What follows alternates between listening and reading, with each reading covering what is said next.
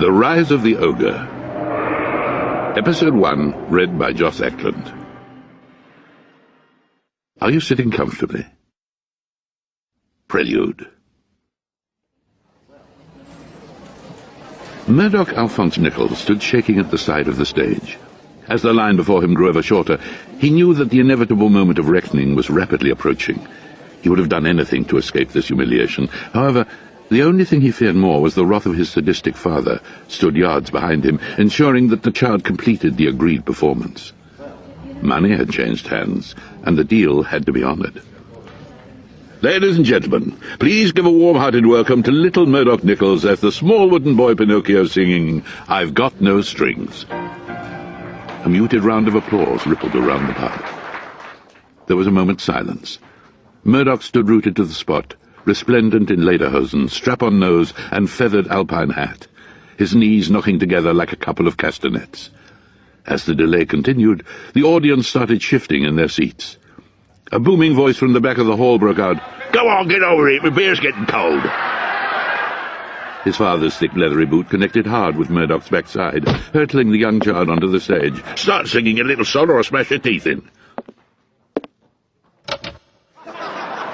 The bright blinding light shone straight into his eyes as the smell of warm beer, stale cigarettes, and cheap aftershave wafted across the pub. The music started up, and as Murdoch looked to the side, his eyes imploring to be spared this dignity-stripping ritual, his father growled his decision nice and clearly. The local Are You a Star talent contest was the bane of Murdoch's life. Each month the local pub would hold this type of demeaning event. Talentless clods would enter, impersonating the big names of the day, gurning their way through soul-sapping performance after mindless performance. The prize? £2.50, and the chance to humiliate yourself further in the biannual county finals. If you were really good, you could then go on to make a cock of yourself on national TV. Boys, back to an all-in chorus. Okay, fellas, here we go. Murdoch's dad had often threatened to enter his son into this cattle show purely as another vague opportunity to make some fast dough, and had this month backed his claim. Everything about this made me sick, remembers Murdoch. How these stinky old giffers were sitting in a knackered-out pub accepting this crap as entertainment, watching talentless people pointlessly impersonating other talentless celebrity stars, watching my bullying bastard father trying to work this game for cash. None of it worked. And listen, if you don't watch it, that's your future right there. Murdoch swore from this moment on never again would he take to the stage under someone else's direction. He would wreak his revenge on this world of buffoons. You could say that was the day that Gorillaz was really born, he says now, from that seed of rejection, a rejection of all that kind of rubbish. Murdoch pauses for a moment, reflecting on the long-forgotten memory. He then looks up and says, "Actually, I'm gobsmacked you've chosen to open your stupid book with this story." Murdoch Nichols, spawn of Stoke. Murdoch Nichols was born in the stinking borough of Stoke-on-Trent on June the 6th, 1966. The exact whereabouts have never been verified, but it was rumoured that Murdoch's mother gave birth to him while still in residence at the Belphegor Sanatorium, a halfway house for the sick, the needy, and the incredibly bored. Whatever the truth behind this is, the infant Murdoch was found abandoned upon the doorstep of his nefarious father's house. Murdoch recalls, "Oddly, everyone knew who my father was, but no one quite knew who my mother was, although there was quite a lot of vivid suggestions. I was just found as a baby on Sebastian Nichols' doorway one night, when he came home from one of his sessions in the pub." His father, Sebastian Jacob Nichols, or Jacob Sebastian Nichols, depending on who's asking, was a notorious booze-hound, a gambler, womanizer, and ne'er-do-well, a man whose collection of dubious vices would put Bill Sykes to shame. He was thought to have squired a number of children in the area, and had spent most of his ragged life avoiding any form of work one way or another. Auspiciously, upon his return from the pub that fateful night, a filthy black raven stood perched upon Murdoch's swaddling, which should have given Sebastian at least some clue as to the alignment of the contents held within. Sebastian shooed away the oily, coughing creature and took this mopped-up bundle inside. One can only imagine the disappointment on his sozzled face when he unwrapped the surprise package. "Do you know what?" says Murdoch. "I think if eBay had been invented at the time, He would have sold me online there and then. As it was, I had to endure years of his booze-sodden, venomous behaviour before he shipped me off to school, which I loathed just as equally. Yeah. I'm often asked why my behaviour is so crooked now. It's a lot clearer, isn't it, when you see what manky loins I sprung from. Man hands on misery to man, Actually, This Be the Verse would have been a killer song. Unfortunately, Philip Larkin never managed to write This Be the Chorus, which is essential for chart success, really. And, of course, it needs to come in within the first 45 seconds, or Radio 1 won't play it. From the age of 7, Murdoch attended Sodsworth Comprehensive School, although from the first day he could frequently be found in the corridors during lessons. His form teacher, Mr. Graveldax, remembers Murdoch with a great deal of warmth as a scruffy, lovable attendee of the Sodsworth School. Murdoch Nichols remembers Graveldax. No, not him. I hated him. He was an appalling student, whose time was better spent propping up walls outside of the classroom rather than inside, distracting the other pupils with his endless quacking noises and pointless malicious humour. Although I must admit, even then he had charisma and a great knack of getting his acquaintances to see things the Murdoch Nichols way. He certainly stood out, but ultimately he was a stupid imbecile who often turned up smelling of whiskey. Well, reckons Murdoch. It's better than turning up stinking of poppers. By the age of 13, Murdoch had a notable reputation around Sodsworth, namely for truancy, puerile pranks, ugliness, poor personal hygiene, and generally unruly behaviour. Despite all this, he was also the target of much bullying, both from the pupils and the teachers. One boy in particular, Tony Chopper, a big, thick, meaty skinhead lump with arms like 2 racks of kebab meat, took a pointed dislike to our boy. School bully Tony Chopper remembers him as a creepy little runt. Always stank like an unwashed jam cat. Ball sweat. Chopper reflects. I took a lot of pleasure in making his life a misery. Having said that, if I'd known what he was going to become, I probably would have acted, well, a bit different. See, I'm 42 years old now, and I spent last night stuck in shelves and happy shopper. See, what does that make me? Murdoch acquired quite a few names from Chopper. Nerdoc, Runt, Reject, Faceache, Oddsock, Wally Bollocks, Trenchfoot, Gaylord, Great Stinking Pile of Horse Dung. The list went on with new ones added daily.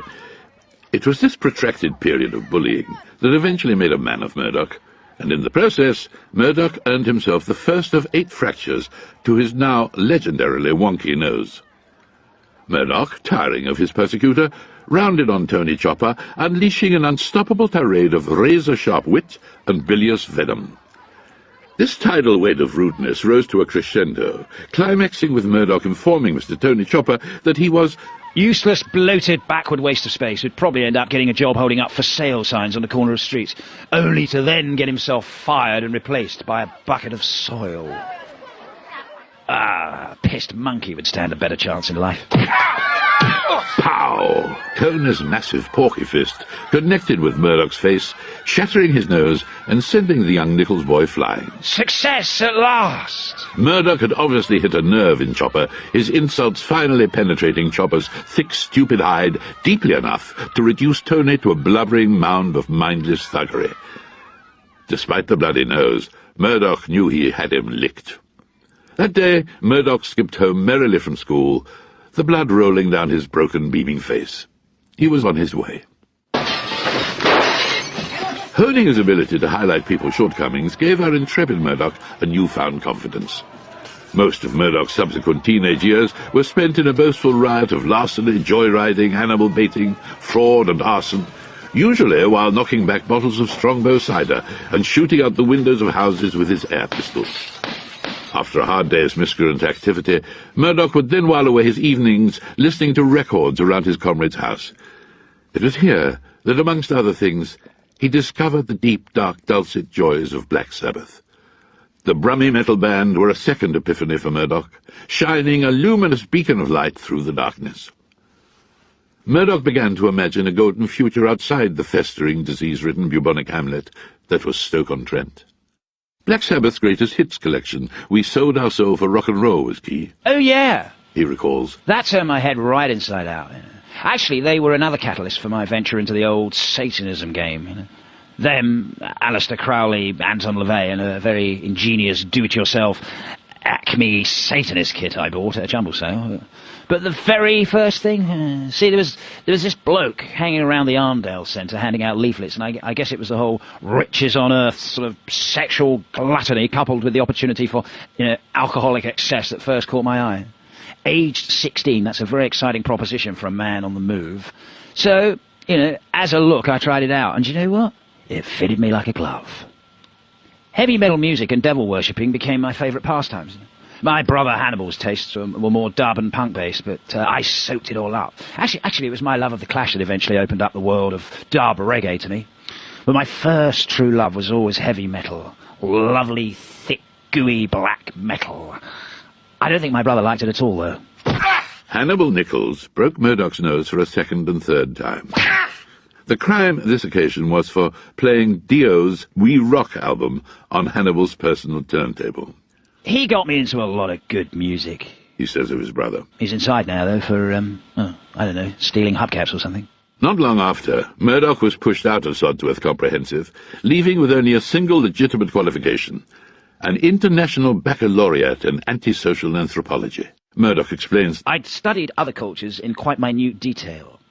Their behavioural patterns, the way they communicate, and their cultural traditions, and I kind of took the piss out of it. I passed that exam with flying colours. However, the hallowed halls of Stoke-upon-Trent Sixth Form College were never to beckon him further. As he recalls, the combination of my devilish charms, my rapier wit, my love of music, all pointed me in the same direction. I decided, there and then, that I would spend my life as a star musician, sailing the high seas of Chianti, rocking and rolling around the world. I was a genie unleashed. Wit, charm, confidence, charisma became the weapons of my armoury, and I was unstoppable. To seal the deal, I began making negotiations with the big man below, if you get my drift. I knew I had what it takes to rule the airways, but it certainly doesn't hurt getting a little lift up from Beelzebub. So we came to an arrangement. To mark that an agreement had been undertaken, Murdoch changed his middle name via deedpoll from Alphonse to Faust. And in return, Murdoch took charge of Satan's own bass guitar, El Diablo. Great sound, really twangy, Murdoch says, explaining its unique appeal. The contract between the two obviously bounced between lawyers for some length, because although the path ahead was now clear, it would be some time before Murdoch Nichols drank from the cup of success. Murdoch went through a variety of low-paid jobs in order to pay the rent required to stay in his father's home. Gravedigger, soup seller, telesales, part-time Christmas Santa, even stealing the lead off church roofs. Admittedly, not actually a job, but all the same he needed the money. How desperate did he get? Well, he says, I did think about giving Sir Alan Sugar a good vigorous tromboning one time. I think £100 was the agreed sum. At the last minute I thought, oh, fuck it, I'm better than that. He was just called Alan at the time. He still made me call him Sir, though. That story's totally true, he maintains. Throughout these years, Murdoch formed many bands with various lineups, none of which seemed to go anywhere. Among these was the terribly amateurish new romantic band Petula Clark, a sad, pointless mixture of vaguely gothic keyboards and Murdoch's strangled crow-like crooning. They were never signed. Yeah, whatever, he says now. I always knew I was going to be king of the world at some point, but, it didn't happen with my first band. Big deal. Years upon years passed of unsuccessful attempts to crack stardom. Kiss and Make-up, Bullworker, Crimson Backdraft, Motley Dude, The Stupid Name Gang, Durango 95, Two's a Crowd. Oh, the list of shame goes on. Murdoch explains, eventually I knew I was wasting my time casting pearls before swine. My voice is for the true connoisseur, the specialists. And I came to see if I was going to communicate the true brilliance of my songwriting skills to the wide audience that they deserved, and I was going to have to find someone with a more conventional vocal talent. The fact of the matter is that in 1997 the charts were a joke. These people wouldn't know decent music if it came up and smashed them around the chops. I had a plan that had turned not only the top 40, not just England, not just the music industry, but the whole entire world on its head. Everything. If Murdoch was ever to really realize his dream and escape the dirty, filthy, rotting, garbage-filled, putrid cesspit of Stoke-on-Trent, he was going to have to take his master plan to another level. This meant recruiting a band worthy of his talents. Meanwhile, in another part of England, Crawley, Newtown, a much, much better singer was taking shape.